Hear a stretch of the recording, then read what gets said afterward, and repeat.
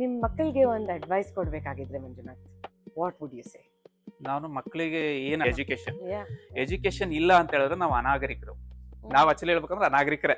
ಹಿಂದೆ ಎಲ್ಲ ಬದುಕಿದ್ದು ಆಗ್ಲಿ, ಈಗಲೂ ಏನು ಅಷ್ಟೇನ್ ತಿಳುವಳಿಕೆ ಅಂತ ಅನ್ಕೊಳಕ್ ಆಗಲ್ಲ. ಎಷ್ಟ್ ಬೇಕು ಅಷ್ಟು ಜೀವನಕ್ಕೆ ಸಾಕು ಅನ್ನೋ ತರ ಮಾಡ್ಕೊಂಡಿವಿ. ಇನ್ನೂ ಕಲಿಯೋದು ತುಂಬಾ ಇದೆ, ಕಲಿತಾ ಹೋಗ್ಬೇಕು. ಮಕ್ಕಳಿಗೆ ಏನಾಗ್ಬೇಕು ಅಂತ ಹೇಳಿದ್ರೆ, ಅವರಿಗೆ ಫಸ್ಟ್ ಆಫ್ ಆಲ್ ಕಷ್ಟ ಸುಖ ಅನ್ನೋದು ಗೊತ್ತಾಗ್ಬೇಕು. ಈಗ ಅವ್ರಿಗೆ ಏನಾರ ನೀಡ್ಸ್ ಇರುತ್ತೆ, ಸಡನ್ಲಿ ನಾವು ಅದನ್ನ ನೀಡ್ಸ್ ನ ಕ್ಲಿಯರ್ ಮಾಡ್ತಾ ಬಂದಾಗ ನೆಕ್ಸ್ಟ್ ಮೋರ್ ನೀಡ್ಸ್, ಇನ್ನೊಂದು ನೀಡ್ ಸೃಷ್ಟಿ ಆಗುತ್ತೆ. ಆ ಮಗುಗೆ ಅದ್ರ ಬೆಲೆ ಗೊತ್ತಾಗ್ಬೇಕು. ಫಸ್ಟ್ ಆಫ್ ಆಲ್ ಹೇಳಿ ಬಾಯಾರಿಕೆ ಆದ ತಕ್ಷಣ ನೀರ್ ಕುಡಿಯೋದು, ಹೊಟ್ಟೆ ಸ್ಥಳ ಊಟ ಮಾಡೋದು, ಸ್ವಲ್ಪ ತಡೆಯುವಂತ ಕೇಪಬಿಲಿಟಿ ಬರ್ಬೇಕು, ಇಮ್ಯುನಿಟಿ ಬಿಲ್ಡ್ ಆಗ್ಬೇಕು. ಇಲ್ಲಪ್ಪ, ಈಗ ನಾವೊಂದೆಲ್ಲ ಕಾಡಿಗೆ ಹೋಗಿರ್ತೀನಿ, ಅಲ್ಲಿ ಬೇಕು ಅಂದ್ರೆ ನಾನು ಎಲ್ಲಿಂದ ತಂದ್ಕೊಡ್ಲಿ? ಒಂದು ನಮಸ್ಕಾರ ಹೇಳುವಂತದ್ದಾಗಿರ್ಬೋದು. ಅದರಲ್ಲೂ ನಮ್ಮ ಇಂಡಿಯನ್ ಕಲ್ಚರ್ ಪ್ರಕಾರನೇ ಆಗ್ಬೇಕು.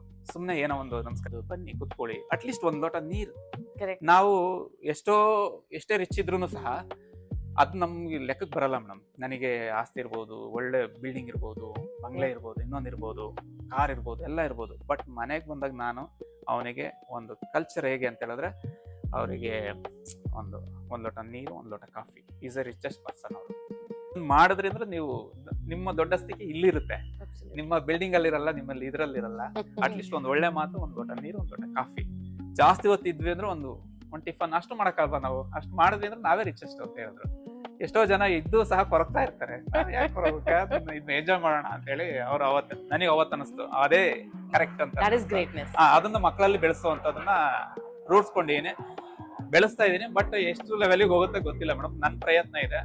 ಅವ್ರಿಗೆ ಒಳ್ಳೆ ಶಿಕ್ಷಣನೇ ಇಂಪಾರ್ಟೆಂಟ್, ಮತ್ತೆ ಅದರಲ್ಲಿ ಮೇಯ್ನ್ ಆಗಿ ಕಲ್ಚರೇ ಇಂಪಾರ್ಟೆಂಟ್ ಮೇಡಮ್.